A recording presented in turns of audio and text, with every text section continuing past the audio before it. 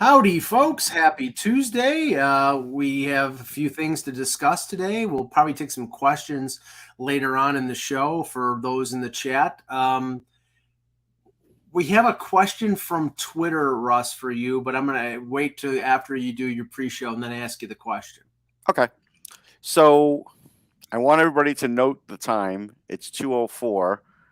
That's what it says on my Timex, anyhow. It says on my phone. Yep. And so there's 3 hours left of this fake deadline that Rob Manfred has set for Major League Baseball that he moved from yesterday because they talked, Mike, and we're hearing like all of these ridiculous tweets, seeing all these ridiculous tweets of the various stages of how there is optimism, what I would call fake optimism at times, and then maybe some real talking points. And one of the best things I saw was, and I want to get his name here, so it's going to take a second. It was from Max Efgren, and he basically wrote an underreported side of the CBA talks is owner leverage. How much stadium operations fixed costs are covered by concerts? Paul McCartney, Red Hot Chili Peppers, Foo Fighters, Motley Crue, and others all have stadium tours this year. Ownership can wait it out. And it's true. If you remember, last 2 or 3 years, a lot of concerts now are getting funneled into baseball stadiums. Right. That is an offsetting of the costs there. Yeah, and I think that what people, and I've heard Jeff Passan and Nightingale and a few other, John Heyman, all say this. The owners will not be upset to lose April.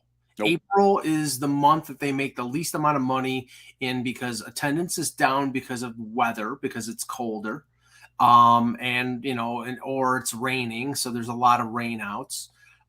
They don't play games every day in April because of that, because they need time in the schedule to sort of filter through some of these games. So, like I said, I know Kevin disagrees. I think that not to say they're going to completely break, but I think that the pressure gets put on the union more as we go deeper into this, and the owners know it. The owners know that they're going to break because they have broken every single friggin' time. They do, and they do know it. And right now we're at a point where they've got 3 hours left. And if somebody says the words that opening day is canceled, I don't care what Kevin says, because yes, maybe the first game will be considered opening day. But when you have a commissioner that's already called the World Series trophy a piece of metal, and then he basically will say next that opening day is canceled if they don't have an agreement, them's fighting words, Mike. That's all I could say. Yeah. Now the question from from Twitter from somebody named Humphrey Gladstone. Okay. Says, please ask Rusk what he normally eats at Mets opening day. Is there a go-to food? A go-to thing that I always look for is a knish, because I can't get suitable. Explain what a knish is to those ignorant. So it's square or round. Generally at City, they have the square ones, potato or kasha, but usually just potato, and I get potato. And it is fried ahead of time, and then what they do is they usually put it in tin foil or something and reheat them there, put them in the warmer, and so you get it. Generally, you put mustard on it. To me, that's the best, but some people will eat it plain, like Mike. That's fine. They'll have chopped onions in there with the potatoes, and it's great. Like if you get a knish with anything else, you're good. Like I know a lot of people run for the Nathan's fries, and I grew up with Nathan's. Like the Nathan's fries are great. Don't get me wrong, but you can get them. Even in my area, there's like a little offshoots with like what's the name? Bruegger's ice cream has a Nathan's right attached, right? So it's easy for me to find. But knishes are very hard to find, so I always get one at opening day. Yeah, I mean, I would go for that. I would go for a knish. It sounds good. I've seen it being made like on like diners, drive-ins, and dives. And okay, I like everything that's in that. I could go with that. Well, see if when we go to the Heritage Classic, if there's a place close by, some sort of Jewish deli, or even in Buffalo, we'll go grab a knish. Oh yeah. Russ has a tradition of going to opening day.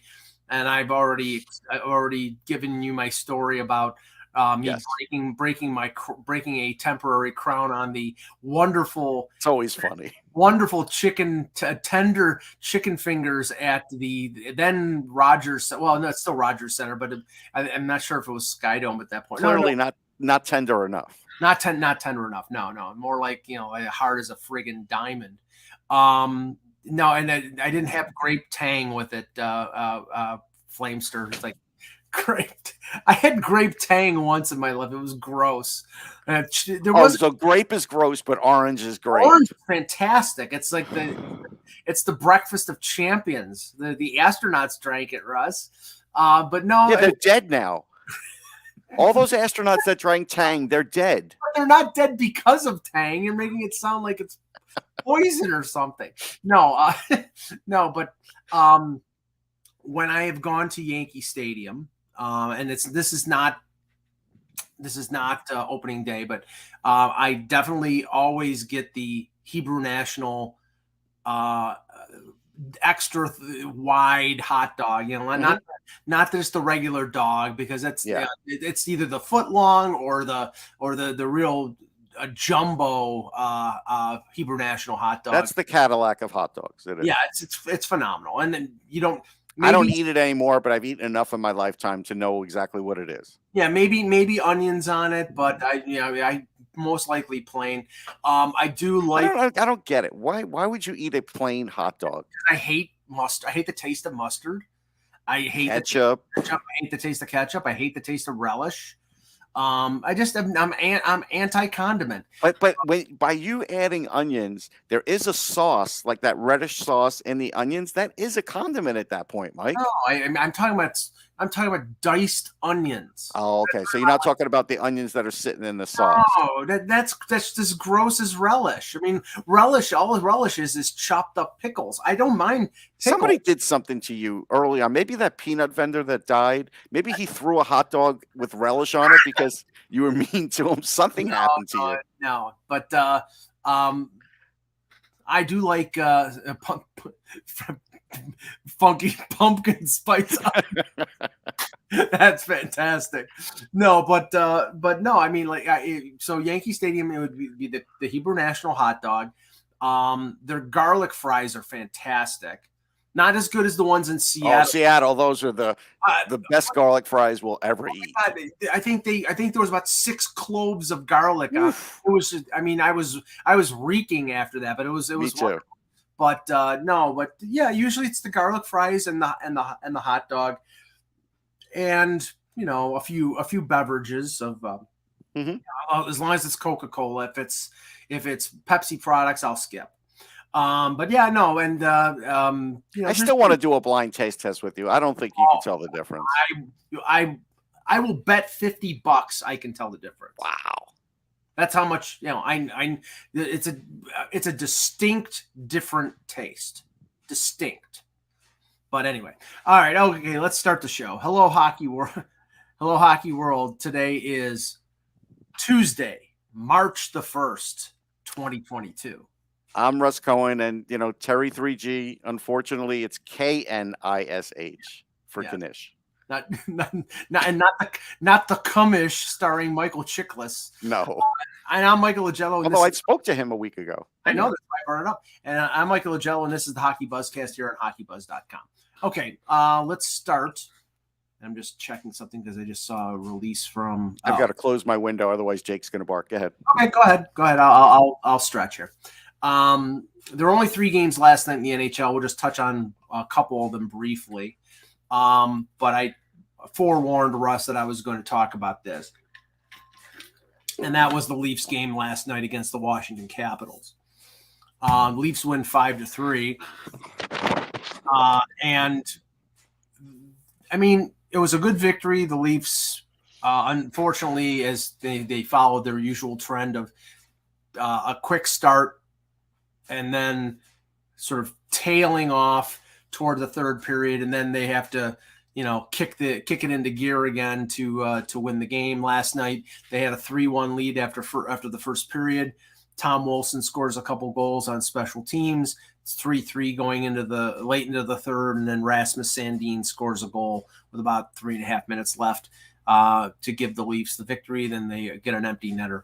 Now, I thought Mrazek played pretty well, but I mean, I don't think that the Leafs can go on a lengthy run with Mrazek as their number one, but they need Mrazek to play, I'd say, some games because he's only made like 11 or 12 starts this year, Russ. I mean, Mm-hmm.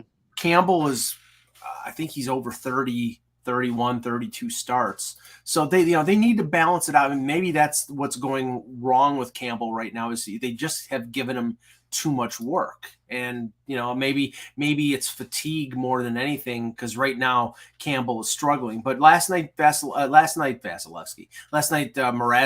played pretty well for the Leafs. Yeah, I was a little distracted because when I typed in Kanish on in Google for whatever reason, a place came up like an hour away from me towards Pennsylvania, Kanish's and Dishes. And it's like, sometimes I leave Pennsylvania going that way. I'm going to have to stop by there now and check them out because that could help my fix. There is a place in Cherry Hill too. Anyhow, called the Kibitz Room. They're pretty good. I watched the third period. I thought Mrazek looked okay. You have to admit, though, there's still that point and those things that happen in his game where he has these exaggerated movements. And it's still there, but I think he's got it a little more under control. But I felt like, with Eck texting us, telling us negative things about the Capitals, like the Capitals could have won that game. They lost the game in the end, but it was close. And I know that right now those guys are struggling a little bit, and Laviolette, knows that they're struggling and he's feeling it. But we also know that they're going to go and try and get a goalie, and I think they could fix that problem. I don't think it's that bad. But for the Leafs, your worries are founded, and it's the same old thing. Like now, it's just going to be this 3-week death march to the to the trade deadline to see if they could upgrade. Because if they don't upgrade, it's a worry. Well, okay, and I do agree with the assessment that we had Mike Zeisberger on Off the Post on Sunday, and we've heard Elliot Friedman talk about this. We've heard Pierre LeBrun talk about this, and CJ talk about this, in the fact that it's more than likely the Leafs are going to have to go with what they have in net because really, other than Marc-Andre Fleury, there isn't a significant upgrade available in the trade market. I mean, maybe you could trade for Holtby. He's a proven playoff guy, but the guy who could carry the load is the Holtby of maybe 3 or 4 years ago, not the guy of today. And he's a good 1A, 1B option, but he's not somebody that you're going to rest your playoff success or failure on. And I don't think they're going to trade for Varlamov or anybody like that. I do think I think they might. I really feel like they might trade for Varlamov, but I have to tell you, really, the Leafs? No. Oh, I'm sorry, not the Leafs. I thought you were talking Caps. Oh, Washington? No, yeah. No, the Leafs won't. Yeah. No, the Leafs. I'm right now. It's Campbell and Mrazek, and they're riding or dying with them. Right, but as for the Caps, I mean, they pulled Samsonov after 3 goals in the first period. He gave up the third one with 1.6 seconds left to go, and Vanacek came in and did a pretty decent job. Kept things calm until late in the third period when Sandin scored the goal, and he really didn't have much of a chance on it. No, and it was a nice goal. Like Sandin knew when to jump up in the play, and Justin Hall with a good feed on that play. Well, that's the thing. All right, so 2 things. So first thing is, if I'm the Capitals, if I can't get Fleury or Varlamov, then they're not going to get a goalie. To me, there's no other goalie upgrade. But even Holtby at this point is in the race, so I'm not going to count him. So I don't think there's any other goalie available that's going to be better than Vanacek, right? So I think even though Vanacek, they didn't even want him, right? He was a Seattle Kraken member for 12 seconds. But we don't know whether that was an arranged deal because they traded a second-round pick for it. But he still got, on paper, he was on the Kraken for a minute, no matter what. But the other thing is, so Justin Hall, the last 2 games, and I've watched a little bit of the last 2. That's great. The last 2 games, he's playing better, Mike. I wonder how that's going to play into things. Well, the funny thing is, the reason he's playing better is because they shook up their defensive pairings, and I can say that easily. Mm-hmm. And they have him playing with TJ Brody. Now, there is some chatter right now that, okay, they're they're experimenting with different pairings because they're wanting to see whether, say Riley can play just as well without Brody, because that pair has been really good this year. And if they can, that maybe they go in and they bring in somebody who plays with Brody and Riley plays with somebody else. I mean, there's been some speculation about them being potentially in on Giordano, and Giordano played with Brody when Brody and then he were in Calgary, so that would extend, and maybe it doesn't cost you a first round pick.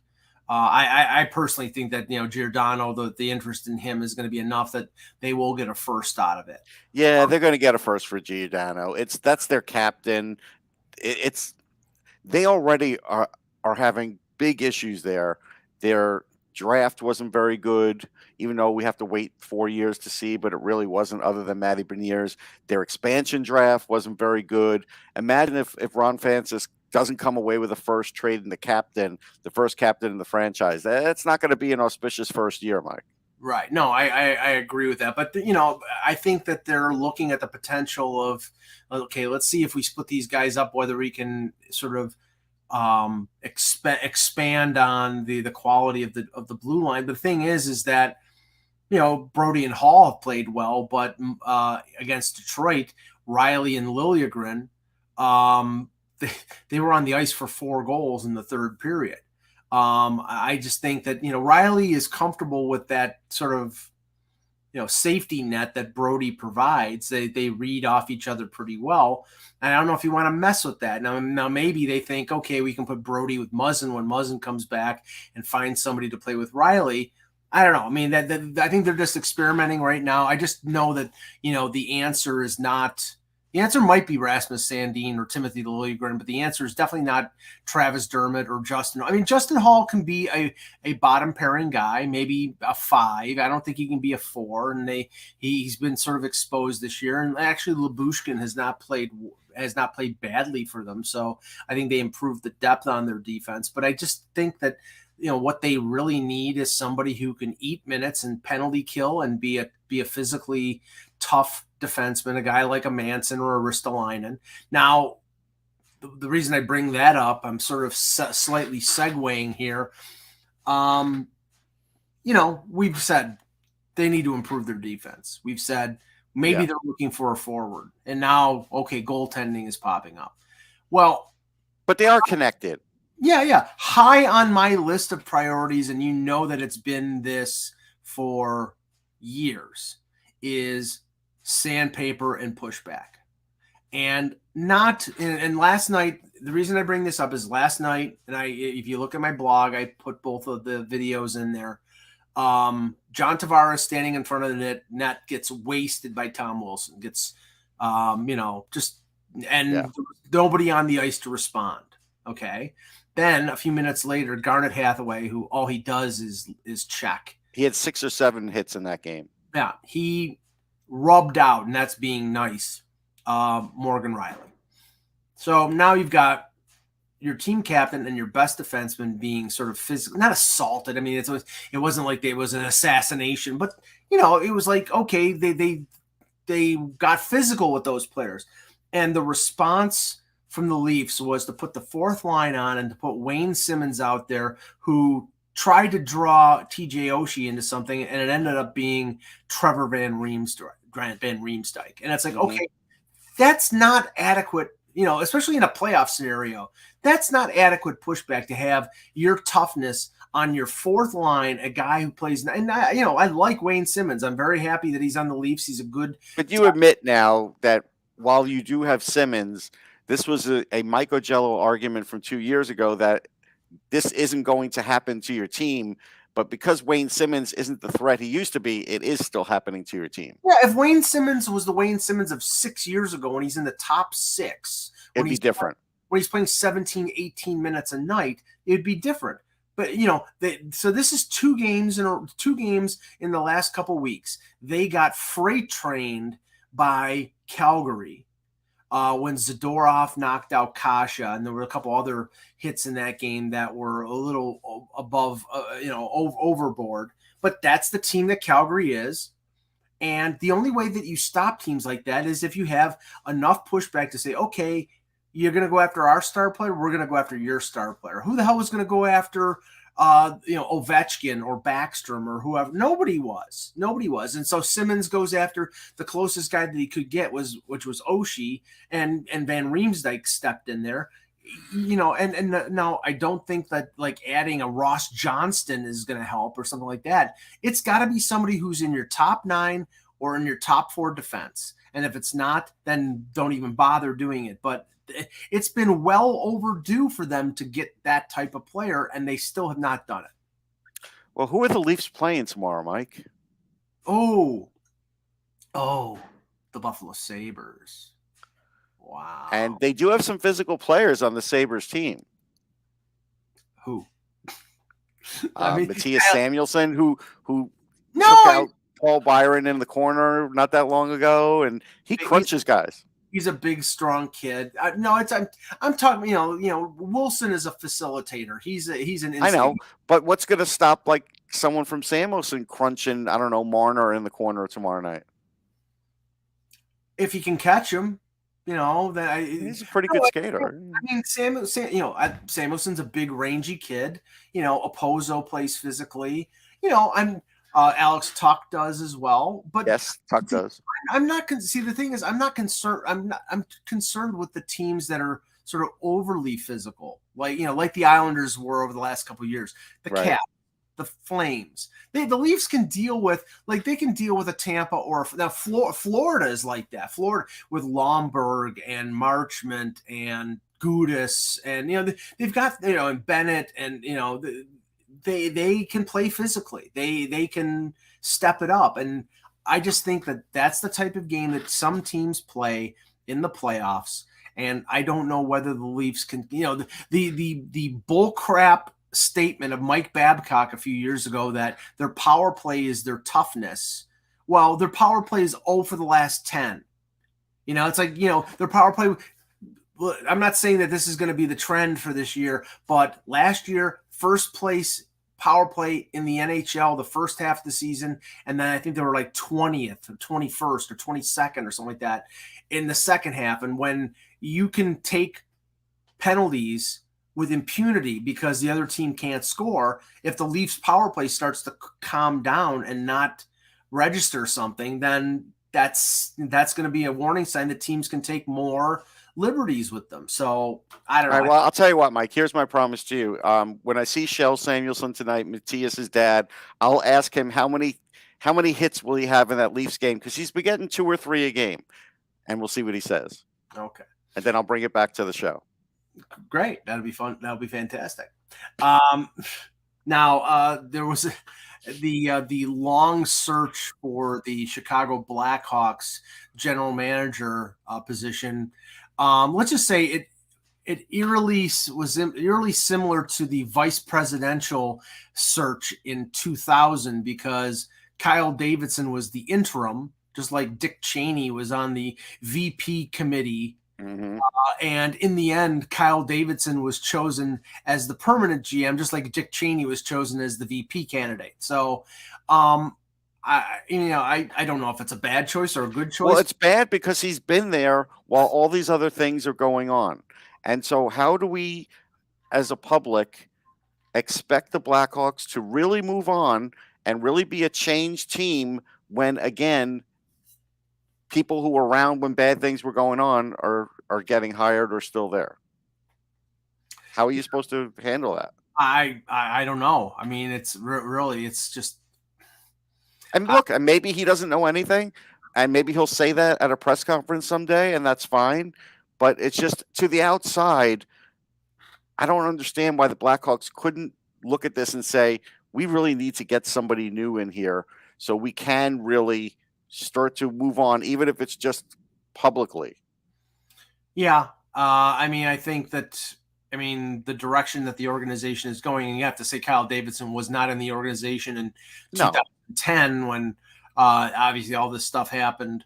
with Kyle Beach, but he was in the organization just recently with And Stan. it's long enough. 2013, Funky says that's long enough to know or hear about some of these things, I'm sure. Yeah. So, I mean, the one positive about this is if, any general manager that would come in 3 weeks before the deadline really would be coming in unprepared for the next 3 weeks to determine, okay, this is the guy we trade, this is the guy we don't trade. But other than Marc-Andre Fleury, I mean, they really don't have Fleury and Calvin DeHaan.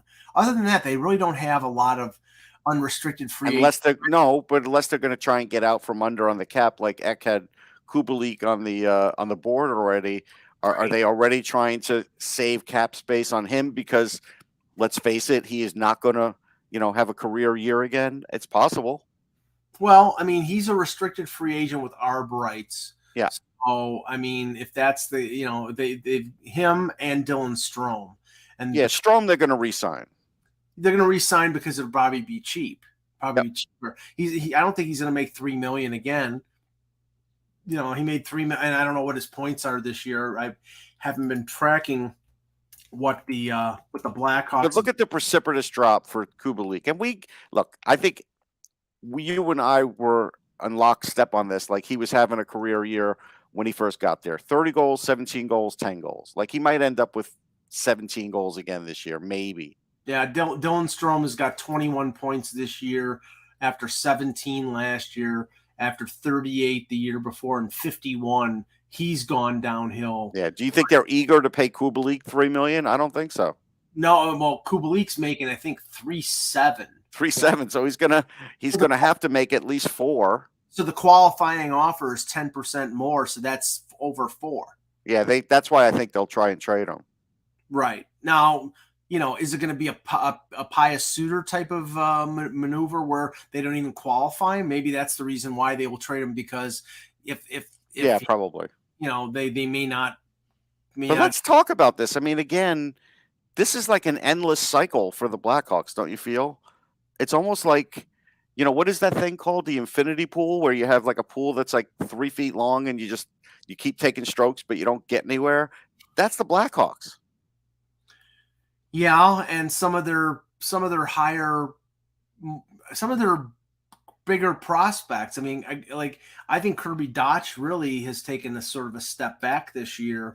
He's got 21 points in 51 games, and he's only 20 years old, so you're not going to cash in your chips. No. But did they rush him? Yes. Yeah, and that's the thing. It's like, you can say, okay, well, Dylan Strome's only 22, so you can't really.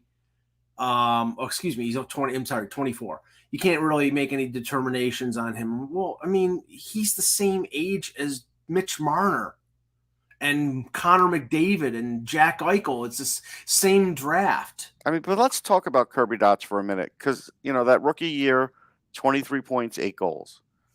Last year, injury, leave it alone. This year, 51 games, 21 points. Like, he's not much better than his rookie season. Does that not scream to the Blackhawks that maybe we should take a step back with this guy and say, hey, you know what? Go down to Rockford for a little while. What I look at when I look at the Blackhawks, I see a team like, okay, you've got Kane and Taves 1 year away from unrestricted free agency. Taves, this has been like, 19 points in 43 games. He's a shadow of his former self.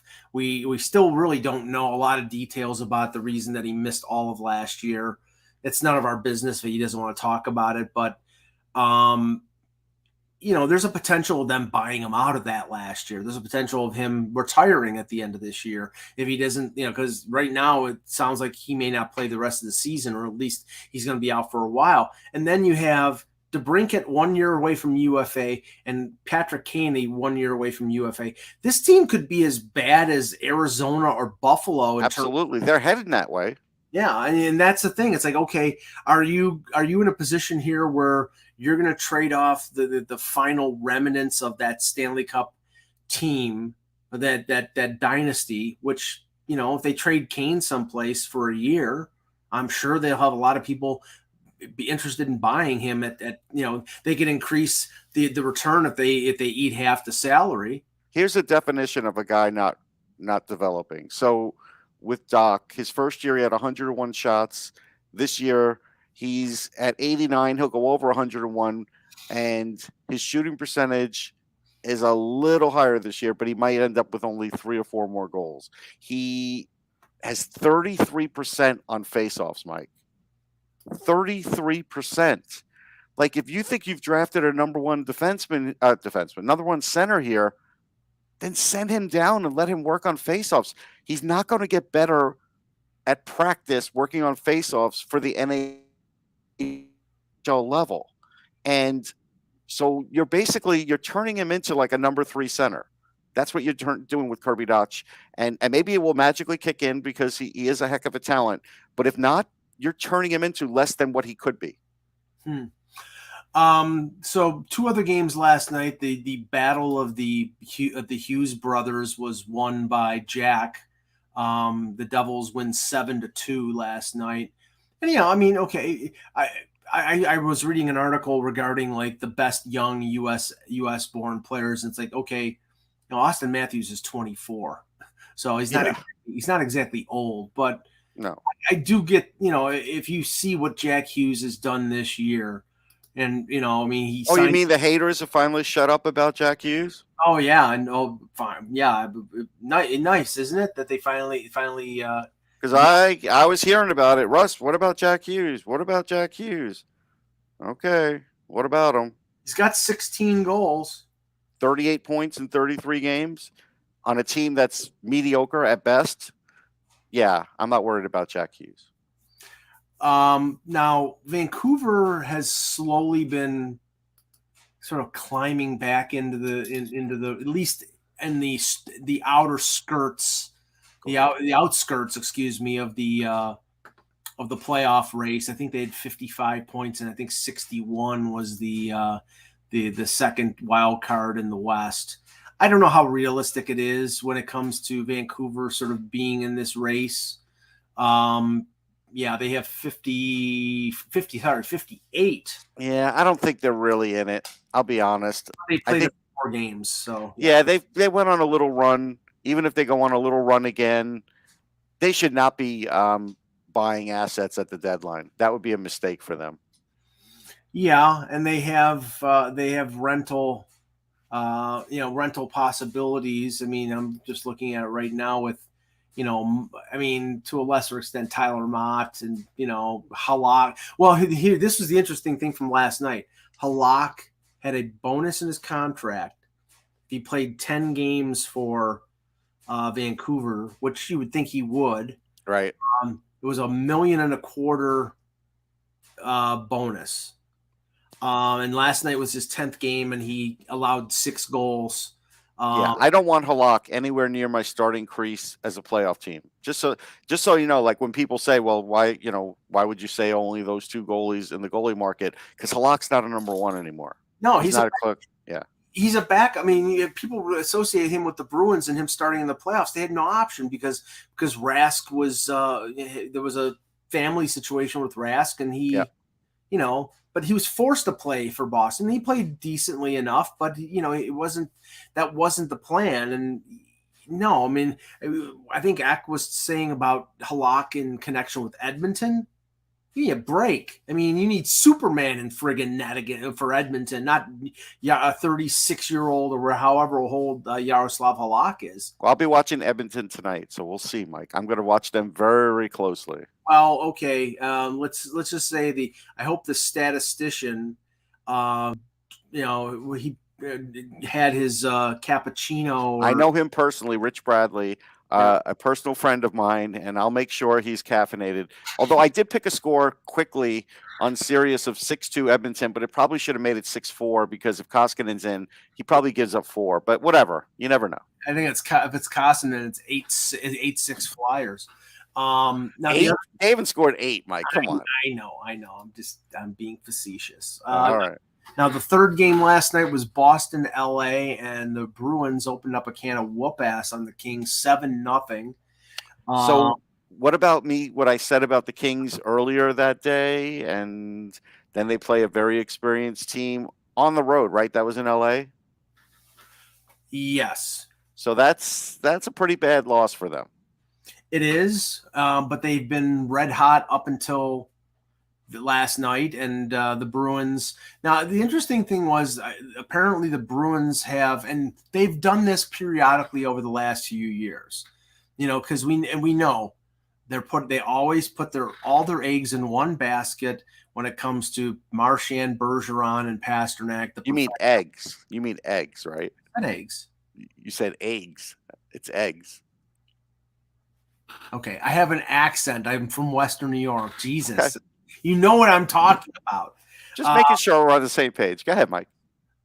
Okay, oofs. Jesus Christ. So anyway, what they do periodically is move Pasternak down to the second line to sort of have two lines of offense. But the problem right now with the Bruins is that they don't have a center for the second line. I mean, no, they've been using Coyle, they've been using Paula. Neither one are number two center. There was actually Matt Kalman tweeted out something about David Krejci, and I never heard of the guy. Yeah, and and apparently Brad Marchand responded to Kelman on Twitter and said, sort of defending Krejci, saying, if he wants to go home and play in front of his friends and family, that's, we support him because the guy's been with us through thick and thin for over a decade. So I give Marchand credit, and good for Matt to drag Marchand out of the shadows to answer for that. Yeah, I'm sure that he licked that tweet. But the thing is that I think Matt is right in the sense that I don't think they're going anywhere unless they find themselves a number two center. No, he is right. And I don't see an option out there unless they're getting in on Hurdle or one of these other guys. All right, so Randy puts Monahan for DeBrusk. If Calgary were to make that trade, fire the GM immediately. Yeah. So I'm firing you, Randy. You're out. I mean, okay, this is the thing. Block him, Mike. Even no, I'm saving that. I'm saving my block for Michael Cohen. Okay. But see, Randy, even though Monahan is not having a good year and hasn't been really good in a couple years, he's a center. He could still play. Listen, I'm telling you, Sutter is holding him back to some degree. I'm not saying he's going to be. He's playing third line. I know. It's ridiculous. I've watched him in some games, and he could still play, but he is limited by what they're asking him to do. It's not playing to his strengths. Yeah. No, Terry, anchor bar wings are not affecting my accent because I don't eat that crap. Listen, there's plenty of Long Island buzzwords that I still could say that would come out, and I'm not going to say them. That just happened to be one of Mike's, and, I took the opportunity. That's all. Eggs. So... why don't we take some questions in the chat here before we finish up? Yeah. So, let's see here. I saw some trade questions here, going back a little further. Let's see, Hughes.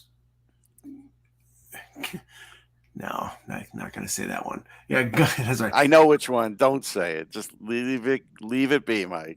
Gunshot special at the Couldn't do it. Couldn't do it. No, I'm never gonna stop. Okay, Esmer, I can see the Rangers trying to go after Monahan at some point. He feels a need for them. Okay, it's true. It's true. The thing is, though, and okay, this would be a positive more. Well, this would be a negative more than a positive when it comes to that, though. I thought people were pointing at Hurdle.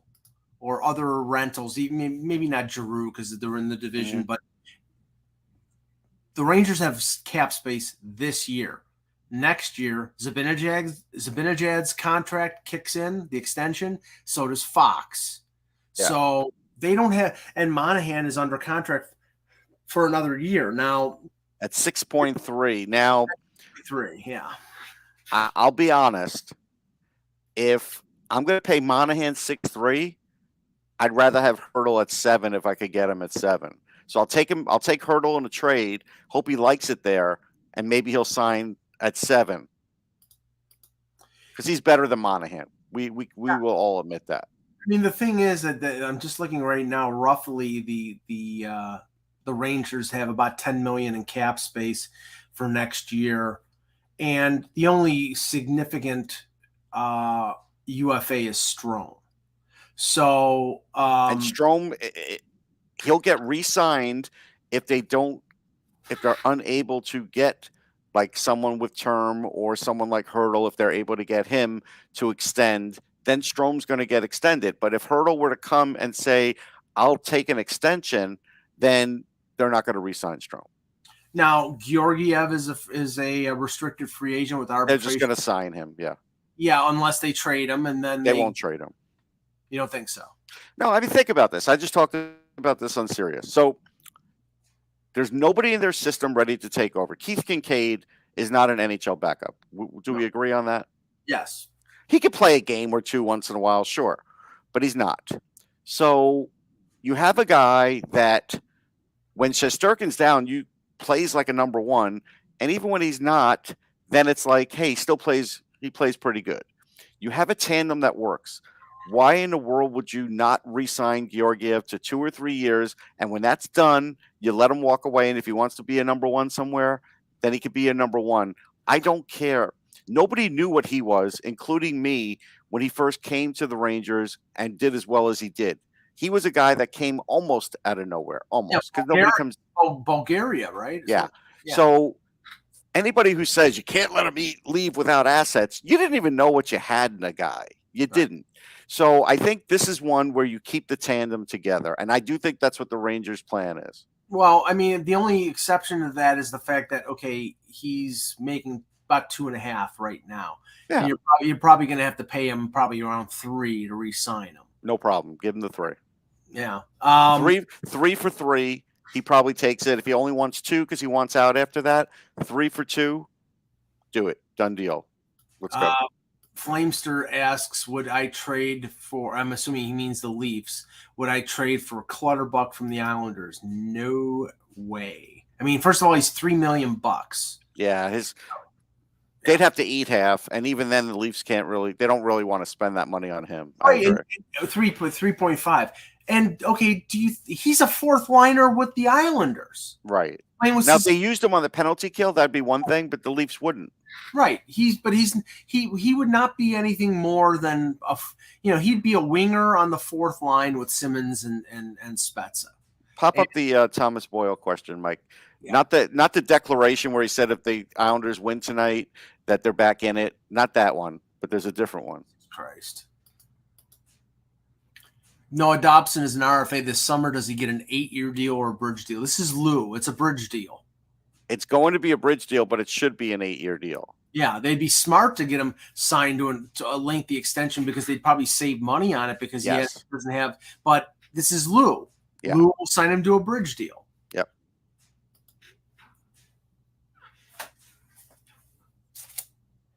There's your answer. Well, for the people that are listening on a podcast, it's over, is what I said, and I continue to say, and I'll continue to say until my last dying breath for this year. Nope, sorry, not happening. Let's see here. Doug, go 1 or 2 more, then I got to run. Yeah. Doug asks, Kings in on anybody other than Chychrun? I think they're probably in on a forward more than they're in on a defense. Yeah, I think they could be in on a few guys. Would San Jose trade Hurdle to the Kings if they know they can't sign him? Probably not. Could I see the Kings going for Justin Braun and then trying to get him to sign an extension? Maybe, because they could use one more veteran back there, and Braun would be perfect with some of the youngsters they have. That could be good, but the Kings are looking for guys that could play for next year too. I really don't think they're going to be doing much renting. Yeah, I think if they're in the rental market, they're in the cheap rental market. Yes, not the expensive, not the high end. They're not shopping on Rodeo Drive. No. Will Andrew Kopp get traded at the deadline? Yes. Yes. Esmir, what does Calgary do regarding Tkachuk? I don't know how Calgary can afford him after the season. Well, they'll pay him, and they're going to let Gaudreau walk. That's what they're doing. Yeah. And Randy asked me, I live about 20 minutes from where Gaudreau grew up. I've skated many times at the rink where his dad runs the rink that his dad runs. So I still think the Devils, even though he's closer to the Flyers, because the Flyers have no cap space. Esmir, again, quick question here. No. Does any team? I mean, the Islanders are scratching him at this point. Boy. All right, that's it. Yep. Okay. Shut All it right. down. Gotta go. All right. Russ has got to go. We got to go. We'll be back tomorrow with another edition of the Hockey Buzzcast for the departing Russ Cohen. I'm Michael Agello. Thanks for watching. And remember, without the buzz, it's just hockey. Eggs.